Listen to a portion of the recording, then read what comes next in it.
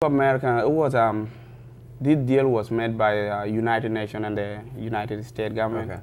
So in 1998, that where the United States to start the process within the camp, which was in the northern Kenya. So the process was began like it was different countries a different country in the west were taking the lost boy of Sudanese.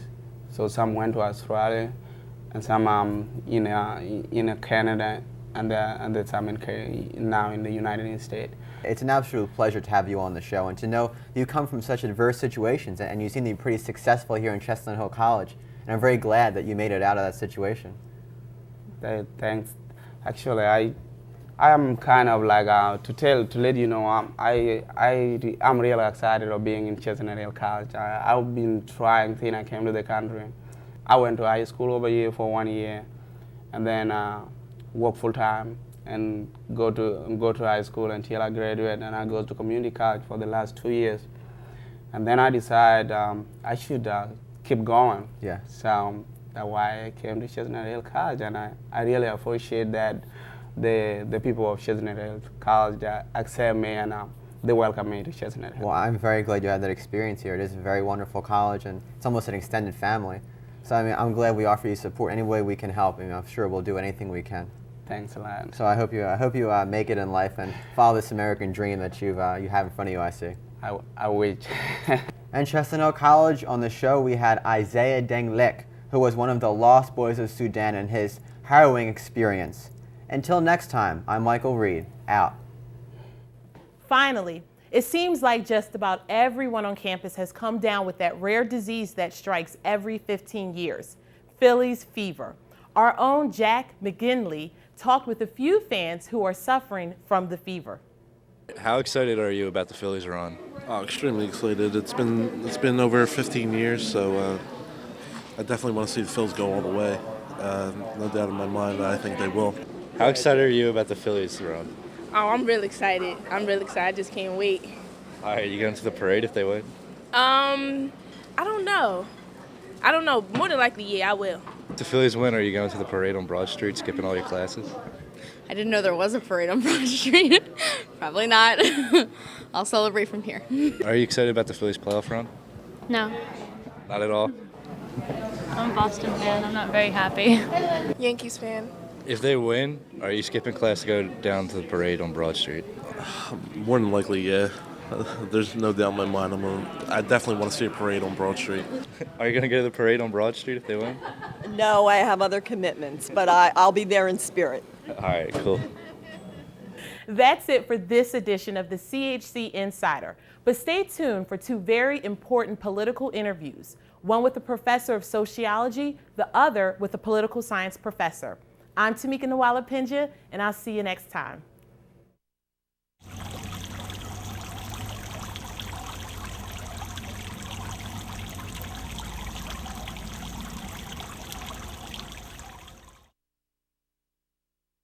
We're here today with Fran Boschel, a political science major, and Dr. Reich, a professor of political science.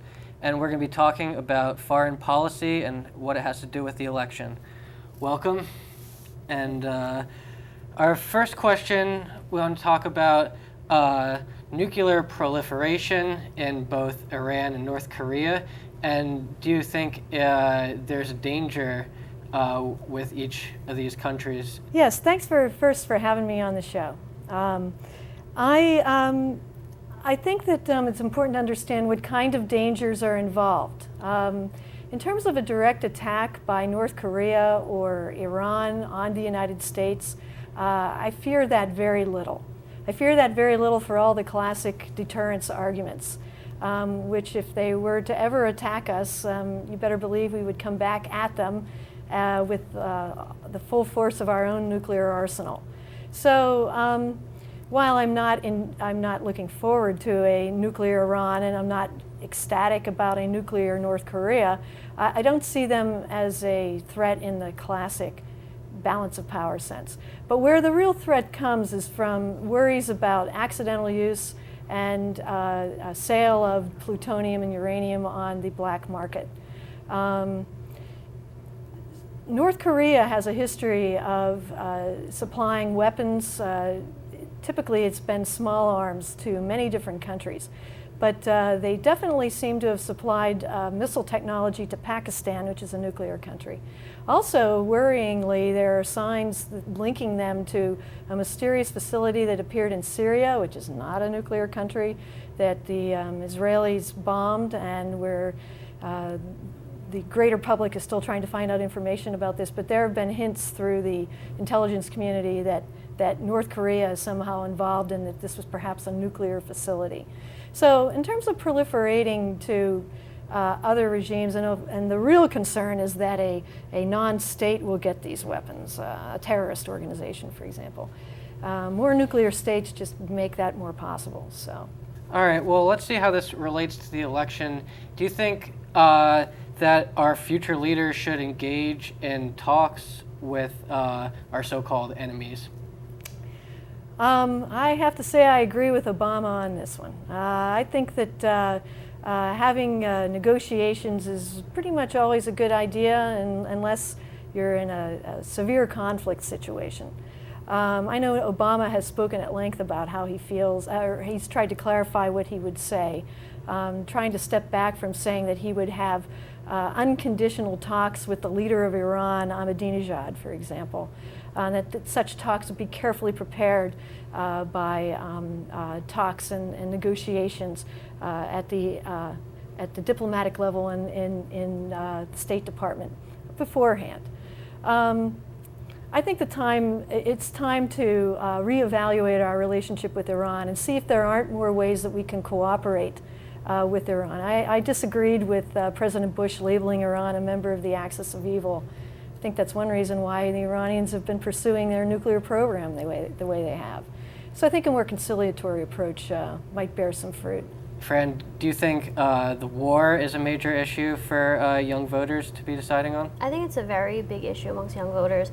This war definitely affects our generation, whether it's our relatives fighting or friends that are involved in the war or in the military, and definitely voters are taking, especially young voters, are taking initiative, especially about the conflicts in Afghanistan and Iraq. Dr. Reich, how do you view the two positions of the candidates regarding Iraq? Well, I have tended to agree with McCain that you can't just say under any circumstances, there are no circumstances under which we will stay in Iraq. I think that an unstable Iraq is definitely not what we want to have.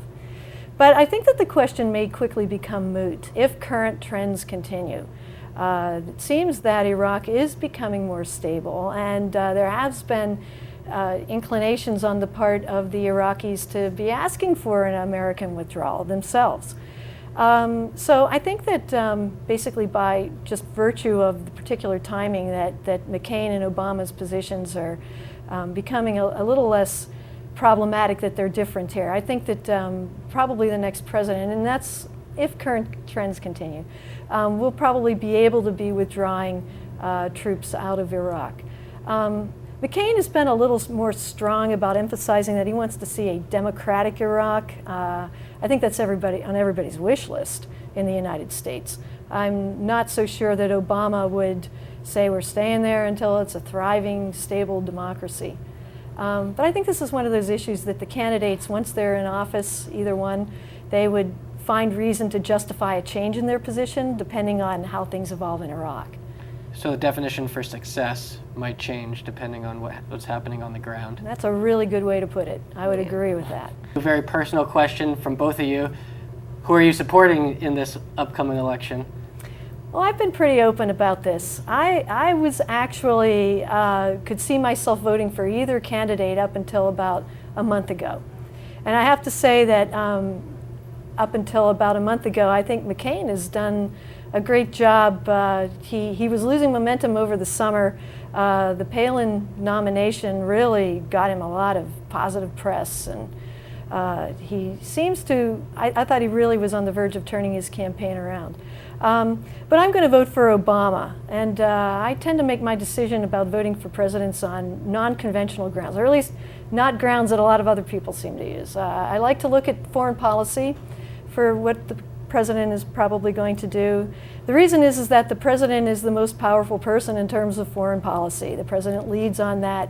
Congress will often follow. The president sets the agenda. The president is commander-in-chief. I think it's very consequential who we elect in terms of foreign policy. As I said about it's a good idea to talk to other leaders. I tend to like that about Obama, so that's one thing. Also, the president has the power to nominate Supreme Court members, and that's something I think is also important for this upcoming election. So those are the two reasons that I've decided that I'm probably going to lean towards Obama. Fran, let's hear the opinion of the youth. Well, most of my generation is flocking to Obama as if he's a rock star.